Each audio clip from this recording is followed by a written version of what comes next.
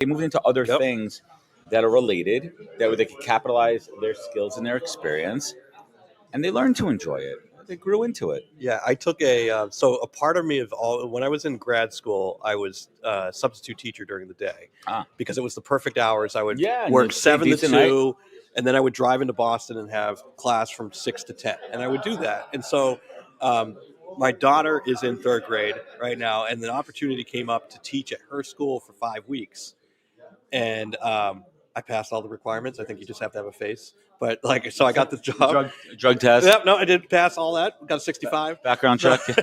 So it was so now I'm I get to be like a teacher for 5 weeks, and it's not paying anything, but it gave me so much perspective on what teachers have to deal with and what the classroom is like. Respect, right? Respect to the teaching industry. Oh, they need help. So it's there's a lot that they do. The people on the outside, they'll look at teachers and be like, "Oh, well, you're only working half and a you day. got the summers off. You got the summers off, and great. But there's so much prep time they have to do. Every kid has an individual education plan. Everything is out there. So it just, I do recommend if there's anybody out of work right now, look into substitute teaching. It's a lot of fun. The kids make me laugh. Some of them are difficult. And it gives you that perspective. Yeah. But it was a lot of fun. I was the tech teacher for K through 5. It's funny because I have a daughter, a 7th grader, and a 1st grader. And I study with my 7th grader, and I do social studies, English. And my daughter says, because the way I help her study is through storytelling, and it's very linear now, a lot of the way they teach it. And she's like, Dad, the way you tell the story, especially American history, I love American history, and I'm enjoying it. And then she's like, you're not just reading the questions and the answers together, you're actually teaching me and explaining me the story in the context of why the redcoats were the redcoats, and and we did recently the colonial with the Boston Tea Harbor, the Boston Tea Party, and she's like, wow, the way you explain that, I really understand it now. So I thought about it for a second too. I'm like, oh, maybe if I ever need to, maybe I could substitute teach. And then I realized I hate kids. I hate kids except for my kids, and I hate school, and I never want to do it again. So I'm not going to be a substitute teacher.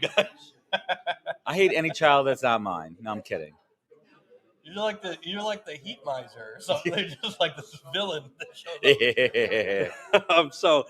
I would be like the reverse Billy Madison. If you put me into a school, I'd be reverse Billy Madison.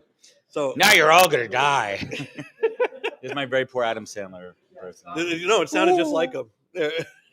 But so I'm a huge history nerd myself, and the funniest thing I've read about the redcoats and the British and stuff is that the regular soldier would be out in the sun all day, and so their red coats became kind of like a pinkish hue. Oh God! Meanwhile, the officers had these new red ones, so the Patriots were just like, shoot that guy. He's one of the leaders. So they were able to self-identify who the leaders were. It made them easier to target. Yeah, fascinating. Yeah, so you can bring that home to your daughter. Tell that you learned it on my first job. But they never called them the pink coats. Yeah. All right. Yeah, that might be a different thing. So anyway, that was a great episode. Thank you for joining me. Everybody, look for Adam on the podcast and on the HR Morning Show. It's every Tuesday. Yeah. Yep. This is him right here. Awesome. So everyone, thanks for joining us, and we'll see you in the next episode.